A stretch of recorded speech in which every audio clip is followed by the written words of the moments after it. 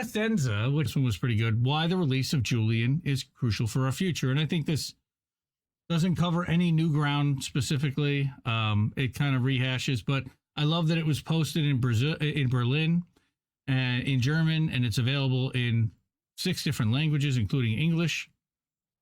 And this is actually a speech delivered by Fabian Scheidler at the Brandenburg Gate, which is in Berlin on World Press Freedom Day. That was back in May. So I was going to, so we can read this whole one. Before we do that, what I wanted to do was show you guys what the slideshow thing was going to cover. I have the Free Assange, and there's a great, beautiful picture. Beautiful, big, bold picture. Don't be rude. So, okay. So it says the case has been a topic of much debate and controversy in recent years. So very, very high level. What's Fabian saying in his essay? One of the key arguments put forward is that the case of Assange is about more than just one man. It's about protecting fundamental rights to free speech, right? That's pretty good. Assange's work as a journalist and publisher has been instrumental in exposing corruption, wrongdoing around the world, shining light on issues that would otherwise have remained hidden from public view. 100%. It never mentions the Iraq war logs or anything specific. It stays very high level. This makes kind of like businessy slideshows in a way. So by prosecuting Assange, governments are sending a message to journalists and publishers everywhere. If you reveal information that we don't want you to, we will come after you. This in turn threatens the foundation of our democracy, which relies on free and independent press. So it's pretty good. It's not too bad at a high level for a summary. Tell me what this is about. Oh my God, another key. What was that? Can I hear that? Oh, thank you. No. He's curating still, folks. I didn't mean that. I'm not.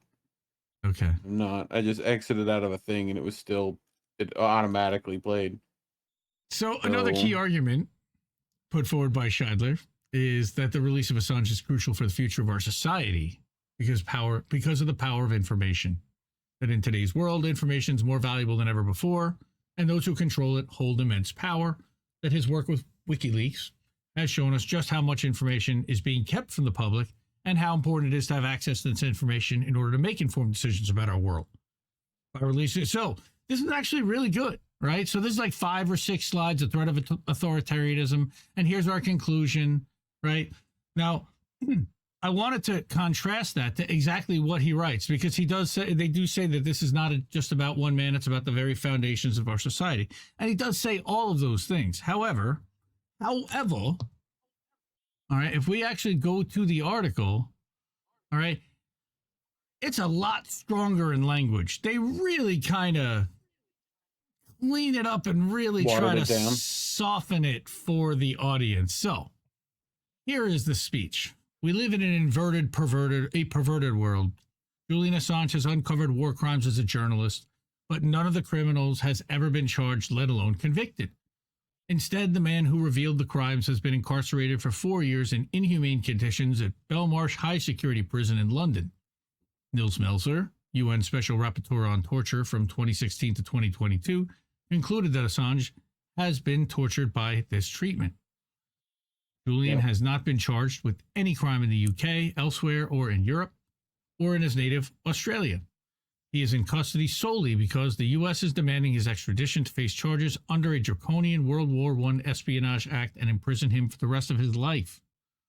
War and lies are closely linked. Right? So these are Fabian's words. But Assange is not a spy, Fabian. He's not a spy. He's a journalist and has acted as such. If he were extradited and convicted, it would set a dangerous precedent.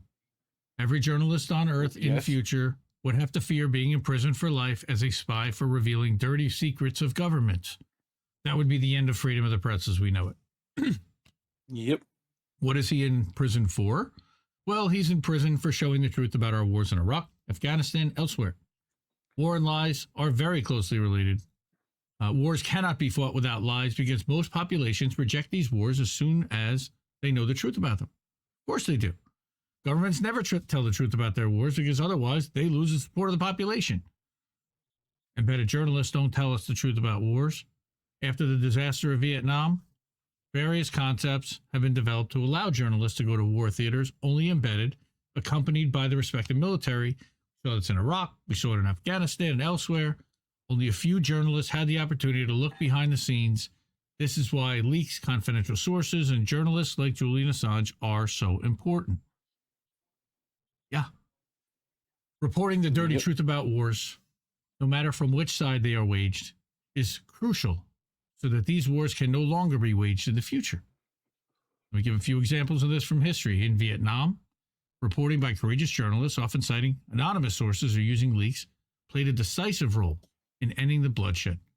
One of the most important steps was the story revealed by Cy Hirsch in 1969 about war crimes in My Lai. At that time, U.S. troops had murdered hundreds of civilians, mostly women and children in the village. This story and the images of it were instrumental in turning popular sentiment against this war.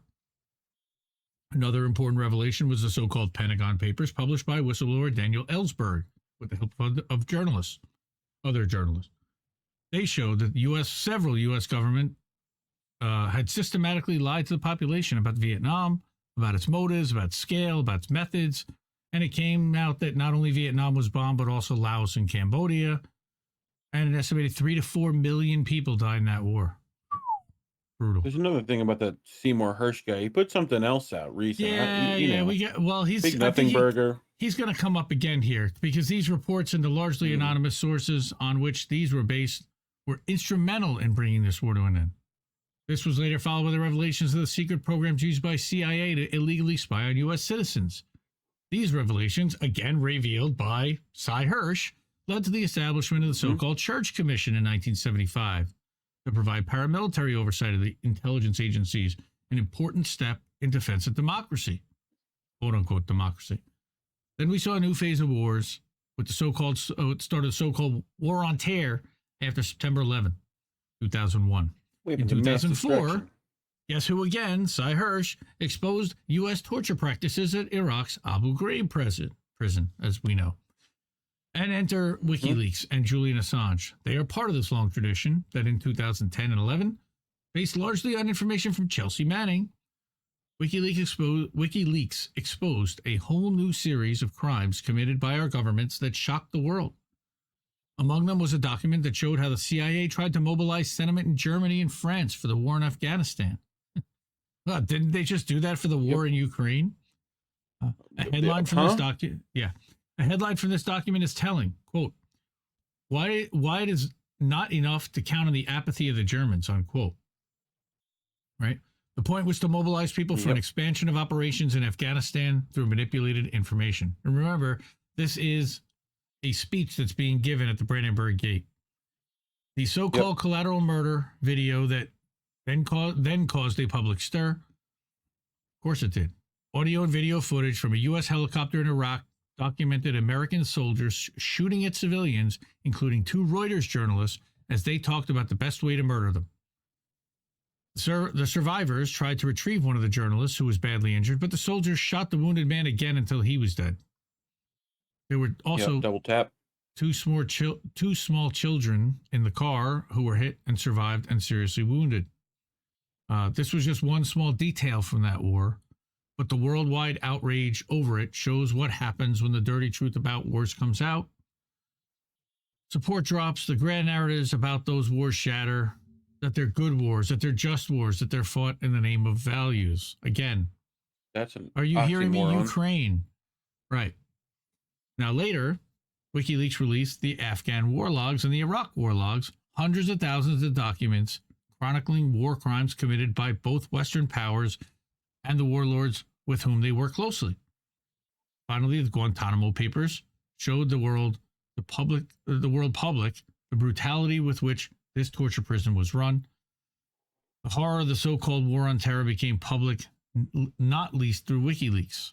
Now, so again, why is he in prison? Because he removed the mask from the hypocrisy of our so-called Western values and has shown how brutal the reality behind it is. That's why he's being persecuted. That's why he's been imprisoned. That's why he's been tortured, as Nils Melzer says, and as we agree. The courage of Julian Assange and sources like Chelsea Manning was crucial to other whistleblowers and other journalists subsequently daring to expose dark practices of our governments, like Edward Snowden, who exposed the spying practices of the NSA and other agencies, and Daniel Hale, I'll add, who exposed the drone targeting program, that it had 90% targeting to civilians. Julian Assange has come under massive attack following his revelations, not only from the governments involved, but also from some journalists. A host on the American TV channel Fox publicly called for him to be murdered. The U.S. government, with the help of UK and Sweden, eventually did everything it could to put him behind bars as quickly as possible under various pretexts. The release of Julian Assange is critical for the future of journalism, freedom of speech, democracy, and far beyond. Yep. To prevent future wars, free journalism is indispensable. Yeah. Today we find ourselves in an extremely dangerous situation. A new, cold, and also hot war between the blocs is looming. The war in Ukraine threatens to escalate. I think it already has. The USA and some allies are threatening war against China, which is crazy, suicidal in a way. This is a matter of survival for humankind because it could lead to a nuclear confrontation. The situation is critical for another reason. With climate change, species extinction, and other ecological catastrophes, we are at a dangerous tipping point in the Earth system. We must concentrate our social forces on setting in motion a socio-ecological transformation that will still prevent the climate catastrophe and enable us to live on this planet in dignity for generations to come. That would be nice. For this, we need resources. How dare you? For this, we need resources, money, and international cooperation for a peaceful transformation and not for war. We're currently experiencing a new arms race that brings us closer to nuclear confrontation and at the same time deprives us of the possibility to stop the ecological collapse. A brief review. The so-called wars on terror in Afghanistan, Iraq, and elsewhere have cost a combined total of at least $5 trillion. That's about the amount that would be needed, according to Noam Chomsky and economists. $5 trillion.